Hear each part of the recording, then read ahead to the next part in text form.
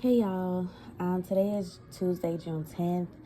I am about to post a video about some stuff that I have been going through and some attacks that I have been feeling. And y'all, I ain't gonna hold you. This is probably like one of the messiest things that you will hear, especially from me, because I don't get involved in mess. And it's been so messy to the point where I have not posted this video. And when I say today is Tuesday, I think I recorded this video on Friday or Saturday. And God has been on me so bad about posting this video. And I dealt with a lot of shame that came from it, because I'm like, God, it's just so messy. It's just so messy. I don't want to post that. But I'm literally walking in disobedience right now from the fact that I have not posted it yet.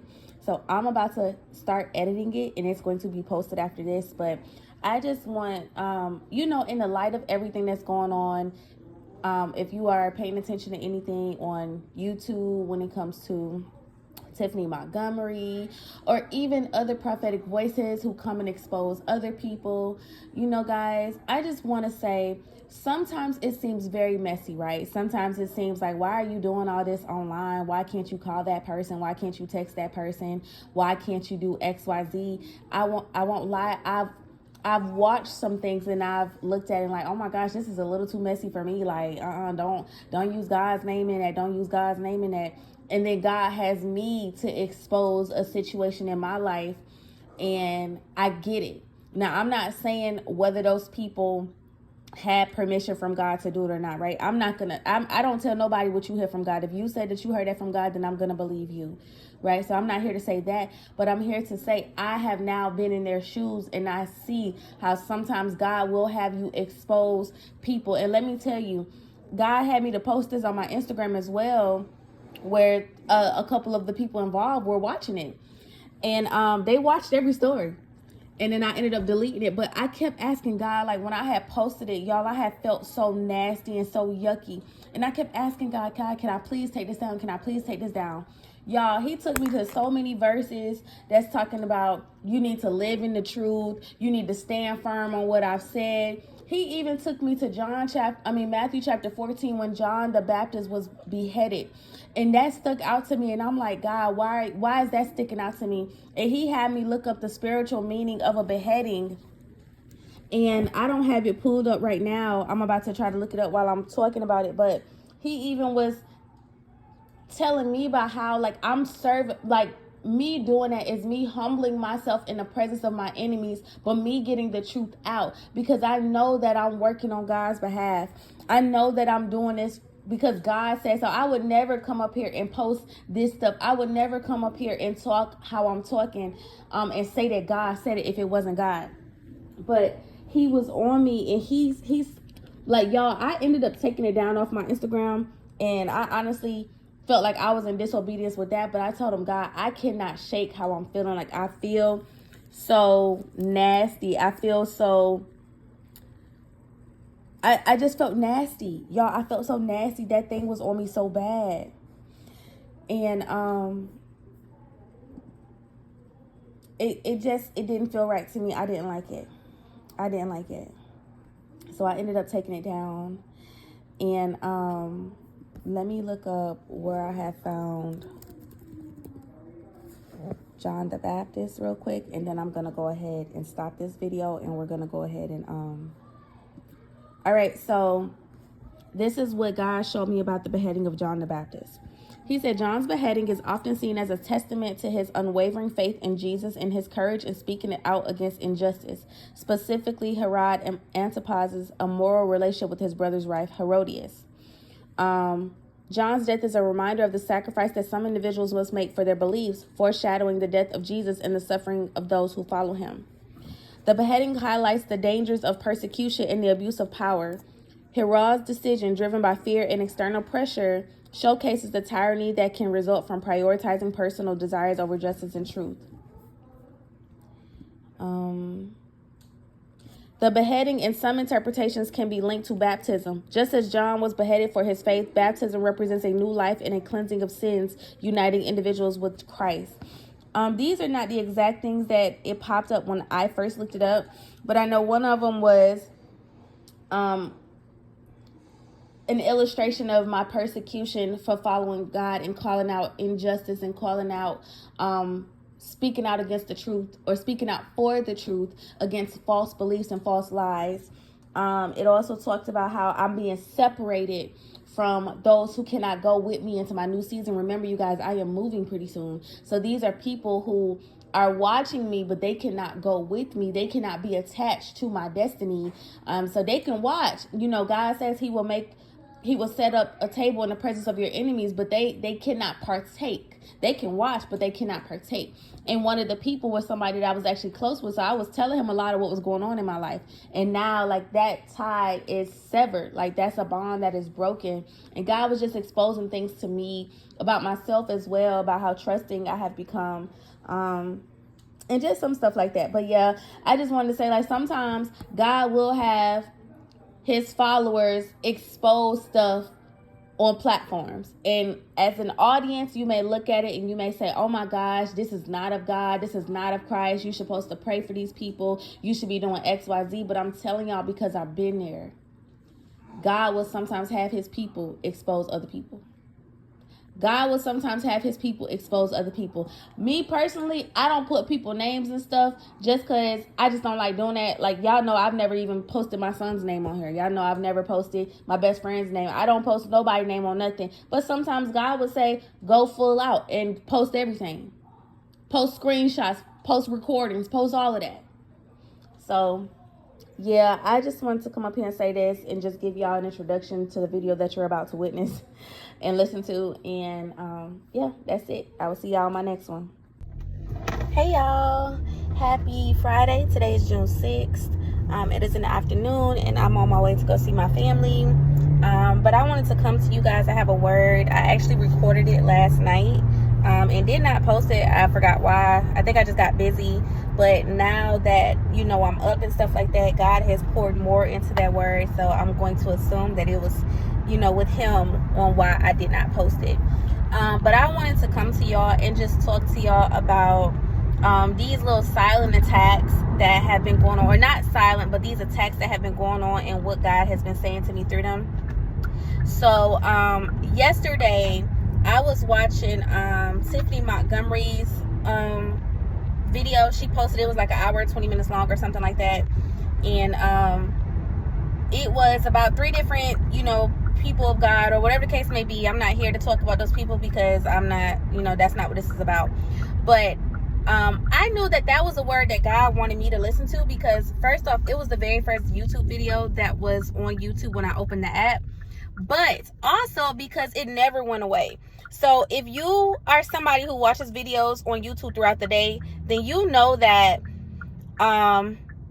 you can play, like, you can have YouTube playing on the in the background. So like, you might be listening to a YouTube video and then you could be on Instagram, or you can be on your emails, you could be doing something else.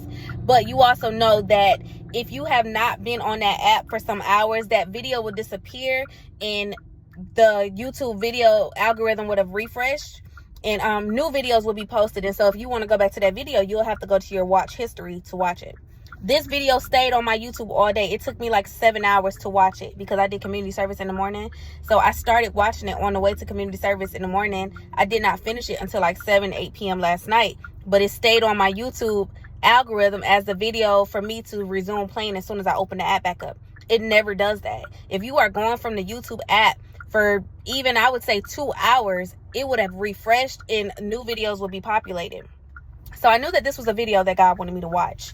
But she was talking about just persecution that she had been dealing with, how people had been attacking her character, speaking bad about her, and XYZ. And it resonated a lot with me because I have talked to you guys a little bit about some of the attacks that I have been dealing with from some of the parents from the baseball team, but it has now like escalated to a whole different level. So I'm gonna just go ahead and start from the very beginning on what all the stuff is. Now you guys know that I was talking to the coach in a romantic sense, right? So I'll just be honest. Again, the coach is younger. There are things that he has not done right. His communication has not been the best. How he is a little bit more emotion led. So he shuts down. If he feels overwhelmed, he shuts down. And when I came into his life in a romantic sense, I really was trying to console him and give him peace, and also like help him to see the comments that they were saying in a constructive way. Like I would tell him, listen, some of it is constructive criticism. Some of it you just got to ignore because the parents is just complaining for no reason. So I would try to help him to dissect it and just not be so emotional about the whole thing, where he cannot view this as a moment of growth, right? View this as a moment of opportunity. Like, don't shut down and don't get so frustrated that you just shut down everything that's being said and you don't take into consideration that you have actually done some things wrong.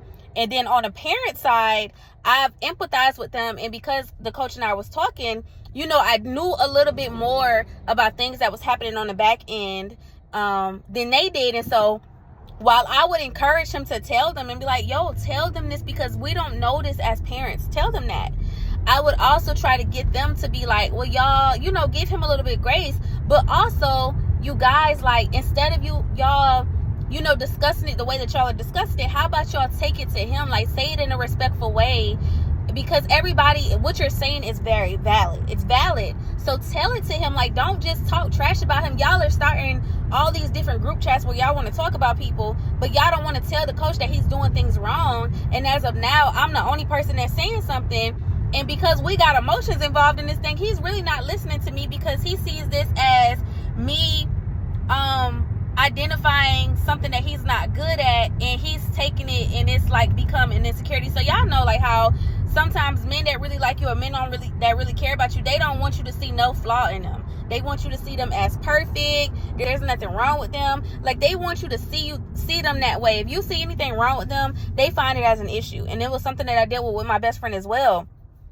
So I would tell them, like, y'all, right now I'm the only person that's saying something to him and trying to, you know, calm him and console him and trying to help him to weed out the constructive criticism versus just nonsense. And I'm like, how about y'all tell him this? Like, tell him this so it's not just me. That way he may believe what's being said. Like, if one person is saying something, you're really not going to believe it. But if 6 or 7 people are saying something, it's going to be like, all right, I might have to look at myself with it.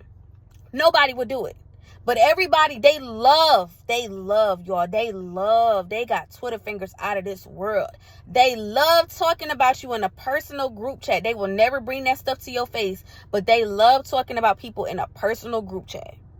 And I just don't respect that. I don't respect if you really care about somebody, or you care about somebody's growing, you don't just talk bad about them and let them fall. You help them do something that will improve them, because at the end of the day, as parents of the players, we are immediately impacted by the things that he does wrong.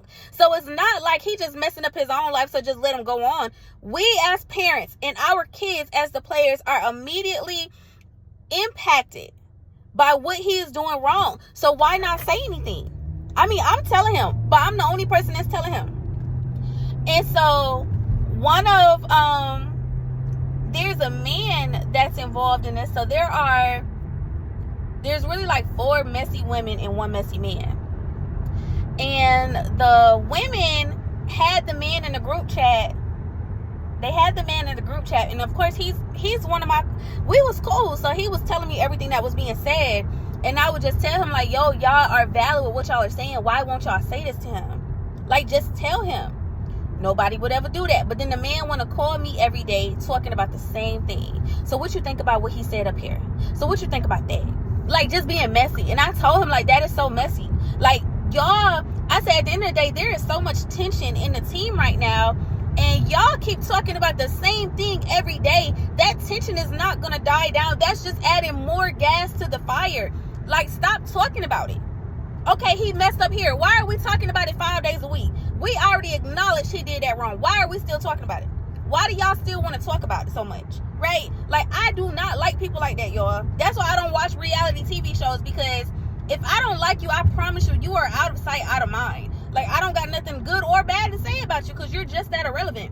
They just wanted to talk about him so bad. It got to the point where they hated on the coach so bad that they would find reasons to talk about him. Like, I remember we had practices scheduled on Tuesdays. So everybody knew the practice every week was Tuesday. One time he got on the app just to be like, y'all, we're going to have practice today at 6 at this field. They got in their little private group chat and was talking about, oh, now he want to say something and it's 4 o'clock. But that's a regular thing. Like, you knew we already had practice. He really didn't have to say nothing at all because that's something that you were supposed to know. So I had got to the point where I'm like, some of y'all just want to be mad.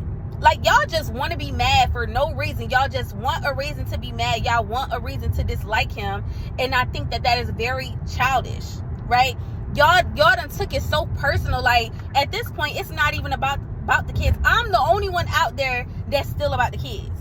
I promise you, I'm the only one that was out there that's still worried about the kids and worried about how the kids interact and stuff like that. Everybody else is worried about their own personal feelings, and we don't like the coach. We might take our kids off the team mid-season. And so when the coach got to the point where he didn't really, mess with the parents no more, but he was reminded that he was there about the kids, they would go lurking on his social medias and send screenshots of his social media posts and stuff. I'm like, it was so messy. It was so messy. And so one of the parents, she has a best friend who's a godparent. That godparent lives in my neighborhood. She lives 3 houses from me. She texts me being messy one day. Hey, do you and so-and-so be talking about this? Oh, does the coach know about this? I don't know what the coach know about, honey. I don't know. So I ended up, having a conversation with her. And I said, listen, at the end of the day, y'all can feel how y'all feel about each other. Like, y'all can hate each other for the rest of y'all life, but I just want everybody to remember that we are out there for the kids. Like, this is what we are all passionate about. Y'all are passionate about the kids playing. The coach is passionate about the kids playing.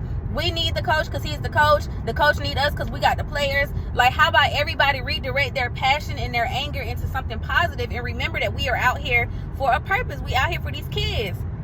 That girl messed around and said something to me about, how about if your child isn't impacted, you just stay out of it or something like that.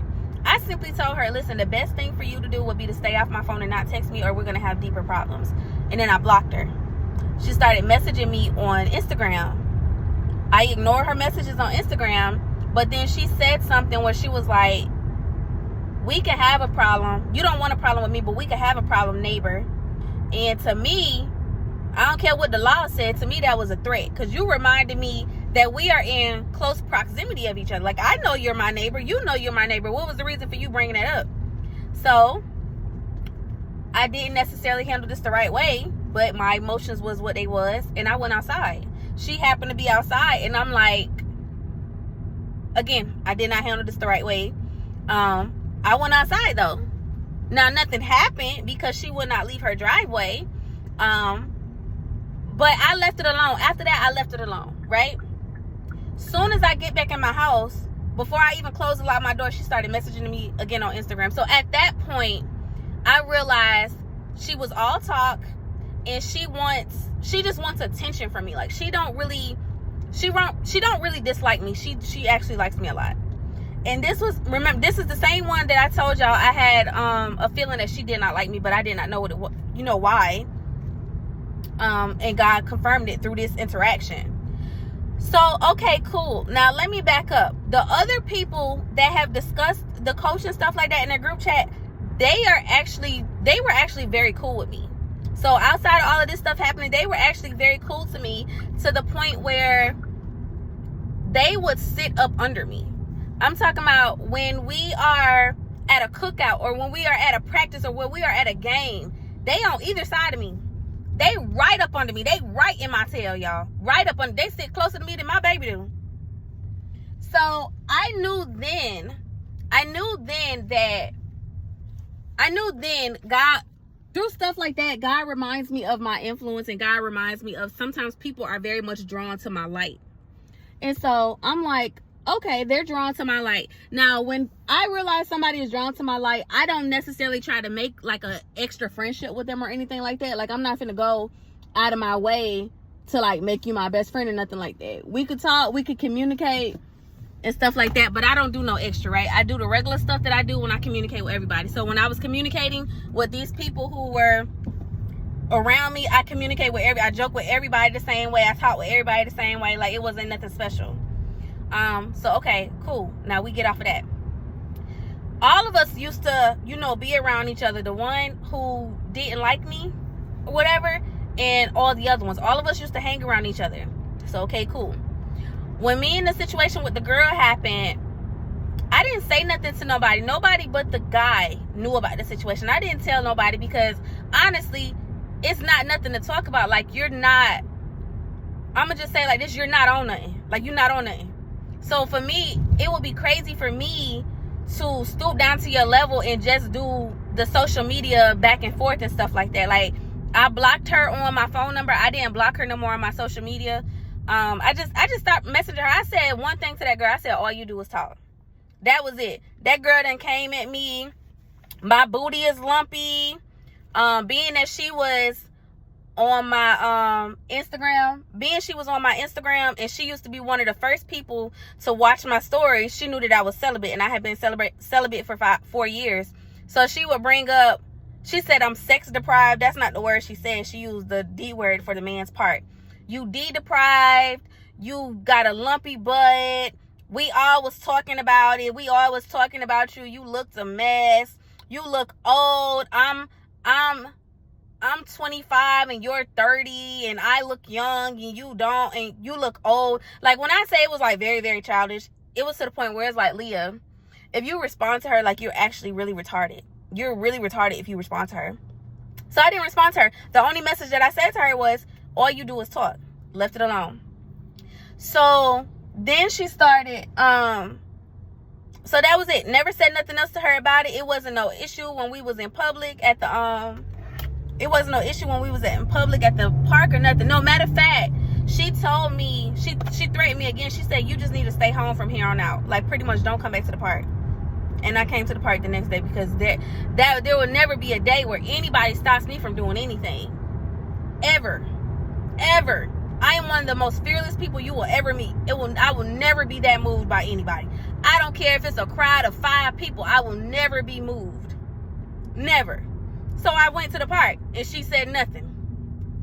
And again, half the time when the girl is there, I don't notice that she's there, because when I say that I'm really there about my son and about the other kids, like, I'm like the team mom of the team. So I'm in the dugout getting the lineup together, making sure the kids got their water, making sure if they not finna hit, they sitting down, make sure everybody, they got their gloves, they got their bats. Like, I'm in there doing that. I'm not paying attention to nobody else but these kids and the coach, making sure the coach, you know, if he's saying anything to me, I'm listening.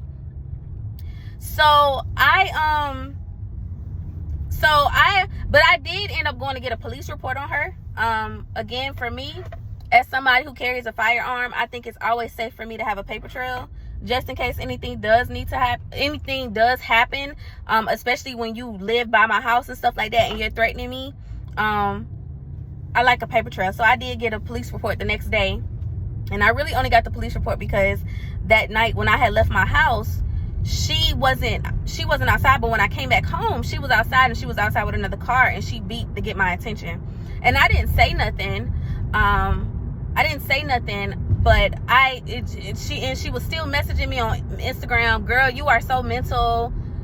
You just need to stay home from here. And I like still messaging me after I'm not responding to her. Y'all, if I show you the screenshots, I promise you, only thing I ever said to her that whole time was, all y'all do is talk. That was it. I never said nothing else, but she would still message me. And so I went to get a police report because she was showing me then, you're very unhinged. I don't know what it is. I don't know what I've done to you, but you are very, very unhinged, and I don't know where this situation is going to go. So again, we've been cool. Now, something happened.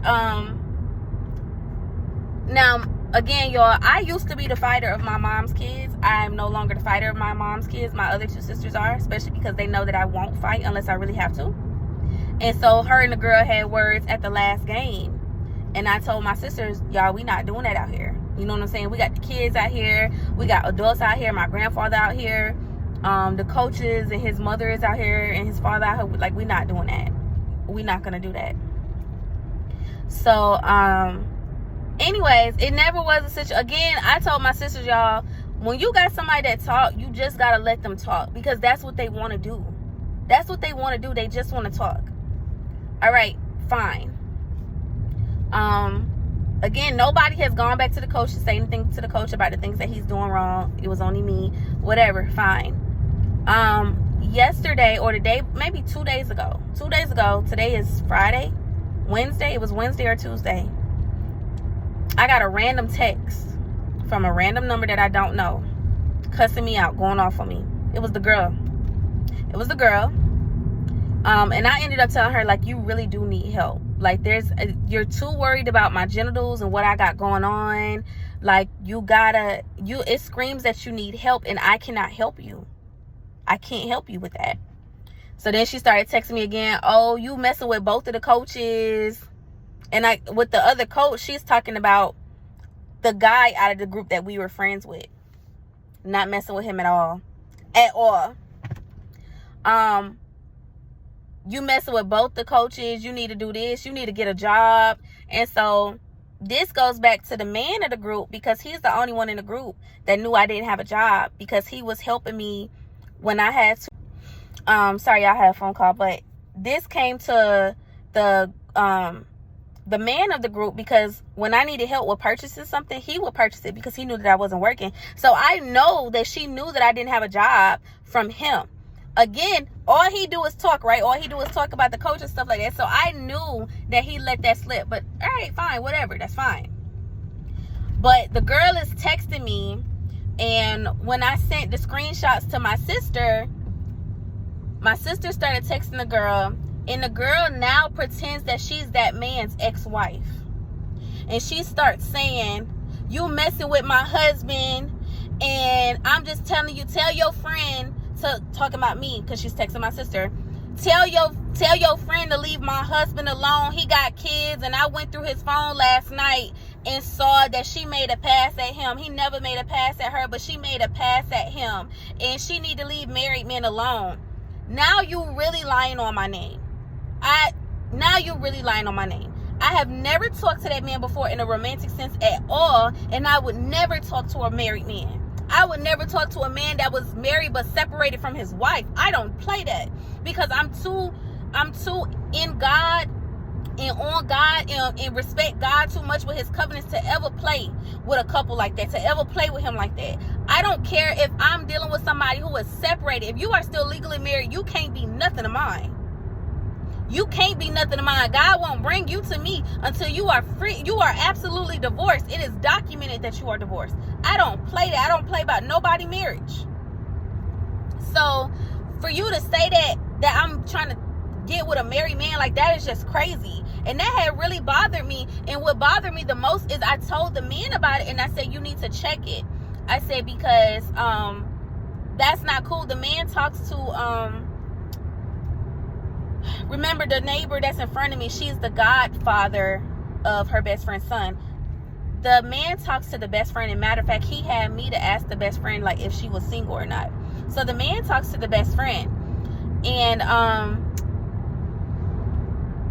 so pretty much it's kind of like, I don't know if that's the best friend texting me, or I don't know if that's my neighbor texting me on behalf of the friend, but there was nobody who benefits from me not talking to you more than the girl that you're dealing with. You need to check that, because that's a little crazy for me. That's a little crazy. And I know they young, they 25 and 27, but that's too crazy for me, because at the end of the day, if I did now have an issue with your wife texting me or something like that, and I said, oh, you text me crazy, and it went to something else, that impacts your children. That impacts your children. So you got to fix that. You got to say something about that. I don't care about nothing else. If they want to text me crazy about everything else, that's fine. But don't ever put on my name that I'm messing with a married man. And don't act like you're that man's ex-wife. So I told him to address it. He went out with that group. He went out with that group 2 days ago. The same night that they text me that, he went out with that group. And I asked him, did you address it? And he said, nah, I didn't address it. So for me, it put me in a situation where now, not only do I know that you're telling my business, but you did not even address a situation that impacts your kids. Because his ex-wife works for law enforcement. So if I took that to her job and said she's texting me and she's texting me crazy, she could get in trouble. That's still your family, whether she an ex-wife or not. Your kids live with her. She take care of your kids. And it put me in a situation where I'm at a point where I can't deal with him no more. Because again, like I said, you're telling my business. But for 2, you're not even addressing what's going on. And for 3, y'all are having powwows about me. Y'all are sitting down. Y'all are meeting up just to keep me topic of conversation. Little old me, who you said don't have a job and don't have a man and don't have nothing going on for herself, and y'all still finding the time. 5 to 6 people are gathering to have conversations about me. That is just crazy. I would never. And so let me reel this all back in to how, God is speaking to me through this. God is reminding me about my influence. Now, y'all remember in that video where I said about the chosen ones, how sometimes when you're in the midst of something that's going wrong, God will tell you not to say something because your energy and your influence can shift the whole atmosphere. God is reminding me of my influence and how the same way my influence will have people drawn to me like moths to a light, or like flies to a light, is the same way that it'll have people dislike me for no reason at all. It will have people group up to come up against me, even though they feel that I have nothing to offer and I have nothing going on. It will have those same people come up against me for no reason at all. Y'all, I've never said nothing bad about any of these people or anything. The only thing that I ever said and the only thing I ever tried to be was the peacemaker. And the only thing that I ever said was, y'all just tell the coach what y'all saying, because it's true. It's valid. I think he should hear it. Only thing I ever said, never talked about nobody's body, nobody's appearance, nobody's situation or nothing. Yet that topic is always, I'm talked about in so many different ways, y'all. And when I woke up this morning, I was just spiritually and mentally drained from it. Because, again, God is reminding me of the power of my influence and the power of my presence and how people either going to run to it or run from it. Now, I remind you at the very beginning, remember I said there were 2 girls in the group, or it was 2 girls and the man in the group that flocked to me. I'm talking about as soon as I get to the field, they on me. They on either side of me. They on this side of me or they on this side. They surrounded me, right? Because they flocked to my energy. But mind you, there was one who ran from my energy, right? And so now they're like, flocking to her, which is fine. Like, I don't care, because I don't want nobody who's not genuine about me around me anyways. But God is reminding me of the power of my influence. And I got drained because I'm like, God, like sometimes this power is so difficult to bear with. Like, I want y'all to think about how I say God be using me to influence men, right? God says I have the Deborah anointing, so he uses me to influence and to guide people. And I want you to think about how that influence also brings enemies out of nowhere. It brings false relationships out of nowhere, because that man who pretended to be my friend is not my friend. So it brings false relationships out of nowhere. It brings monitoring spirits, people who just want to get in your business so they can tell other people about you, right? I didn't discern that early on. I should have discerned it, because all he did was talk about the coach, but I missed it. But it brings genuine people. It brings people who are not genuine, and it brings monitoring spirits. And you have to have a strong sense of discernment to understand it, but then you also have to understand what your influence does to people and not take it personal. God is telling me, don't take none of what's going on personal. First off, they're not going to touch you. They're not going to touch you. God knows not to let them touch me. And I'm telling you, and I'm not no hard body. I'm not no thug.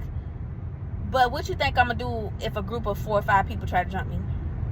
Like, I want y'all to what you think I'm going to do? So, they're not going to touch you. All they're going to do is talk, which is all they've shown that they're going to do. All they can do is talk.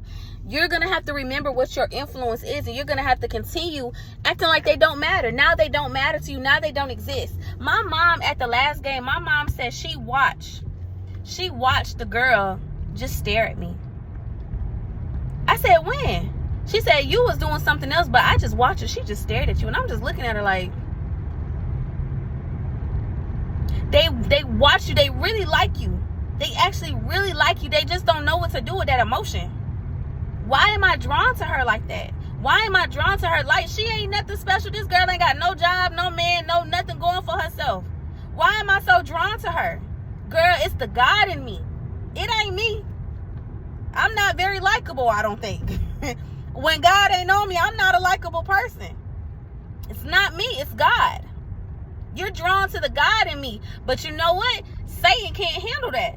Satan don't know what to do with that. Satan don't know what to do with the fact that he's throwing all these darts at me and I'm not bothered.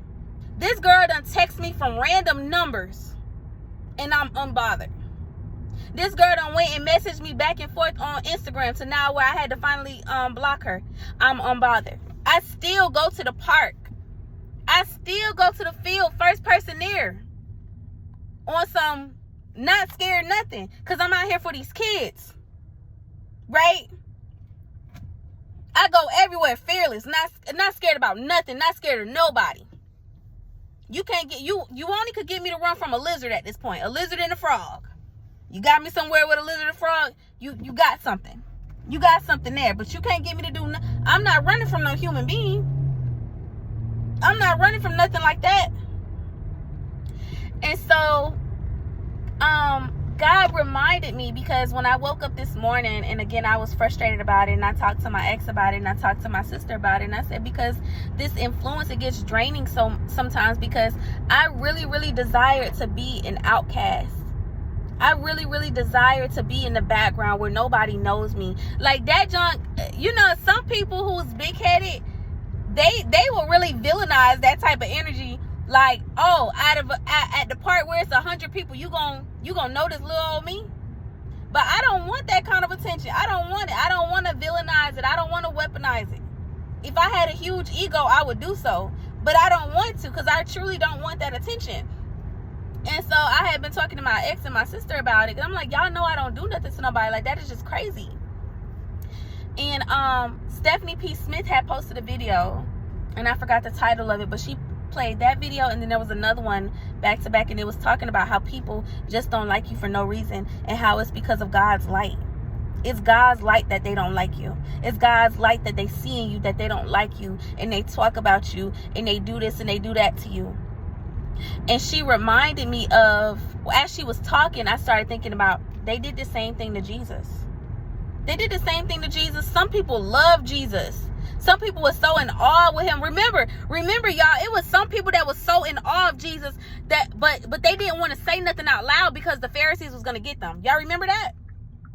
It was people who truly believed Jesus was who he was, but they would not say nothing because they were scared about what the Pharisees would say. So you had the Pharisees who hated Jesus. Then you had the people who liked Jesus out loud. Then you had the people who liked Jesus, but they were scared to say it because of what everybody else would say. And then I want you to think about Daniel. Daniel was found righteous in God's eyes. He did everything that he was supposed to do. And he was even found good in the king's eyes. And that's why the king kept leveling him up and kept elevating him. And so those people in Daniel chapter 6, the ones who came and threw him in the lion's den, they were intimidated by him. He did nothing wrong. It says in Daniel chapter 6 that Daniel was found blameless and without fault. They had to find something on him. They was mad at his power, at the influence that he had on the people around him. And then I want you to think about David. His mentor was after him. Saul chased David up until Saul died. That was his mentor. He called for David. He called for Jesse to let David stay with him. Yet he was intimidated by David's influence. God is reminding me, daughter, your influence is going to do some things to people. Everybody's not going to like you. I still want you to understand your power. He's reminding me of my power. He's reminding me of my Deborah anointing. It's influence. And it sucks because, like I said, it's mentally draining and spiritually draining because I really thought that guy was like, you know, somebody I could be cool with. He's not. Like, we from the same hometown. I was born in Rochester, New York. He's from Rochester in New York. So we really had a lot in common. And we talk almost every day. We talk almost every day. So we actually have, like, we've talked about our kids. We've talked about our exes. We've talked about different journeys God got me on. We've talked about financial literacy. Like, we actually had a real friendship, and I got to cut that off because you're going to have me tied up in some stuff that could really get me in trouble.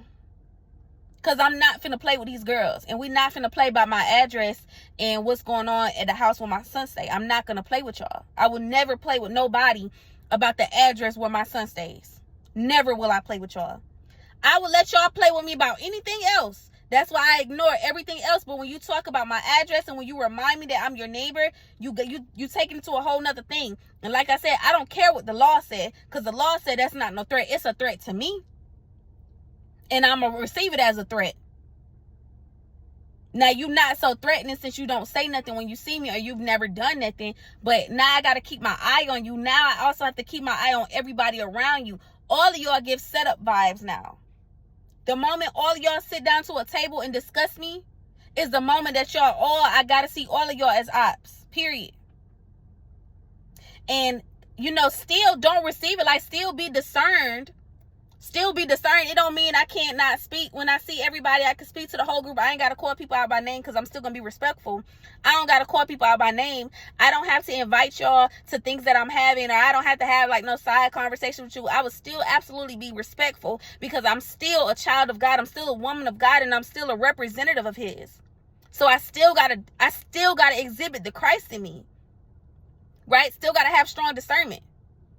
But outside of that, I got to look at all of y'all like y'all crazy now. I got to make sure me and my son is good. Because now y'all got access to my address. Right? And so, again, God is telling me, like, don't be so focused on that. Just remember my power of influence. And, I tell y'all a lot, like, see yourself the way God sees you. And I see myself, like, I think I'm a bomb person. I think I'm the baddest thing walking. Truly do, because that's what God says about me. But I always forget the power of my influence. And so God was reminding me of the power of my influence. He's reminding me, daughter, you got so much pressure you don't even know. You got so much pull on the people around you, you don't even know about it. I don't, because I'm not big-headed. I think I'm the baddest thing walking, but it's not in no big-headed way where I think everybody else ugly. I'm just about me. Like, it's just that. It's not no conceited type thing. It's not no arrogant type thing. I'm just very Godfident. I'm confident in what God has exposed to me about myself. So I forget that pressure. I forget that I have that. Like, I forget when people flock to me like that. Why this whole group around me like that? It's 20 people out here. Why y'all with me? I forget that. But God just used this opportunity to remind me of it. So, I'm trying to transition my mind to see the good in it and not the bad. But it was difficult. It's been difficult. Y'all, and I know a lot of that was messy filled. But I wanted to be honest with y'all about the attack that I just went through, because it is only confirmation about what God is doing in my life. Y'all see something that I don't see. That's why you don't like me. Because for you to say you don't have no job, you don't have no man, but you got that much pressure about me, you see something in me that I'm not seeing in myself right now. You know something about me that I'm not realizing about myself. And God is wanting me to redirect that energy into that, like seeking God. What are you doing in my life right now? God, let me praise you in advance, because you're doing something. If people coming at me like this, you must be doing a thing. So, yeah, y'all, that's all I wanted to come and say about everything that's going on. And just, for those who are going through this type of persecution, any type of persecution, somebody talking about you, somebody attacking you, somebody attacking your character, attacking your name, throwing dirt in your name, I want you to realize that people did these same things to Daniel, David, and Jesus, and they were very anointed people in the Bible.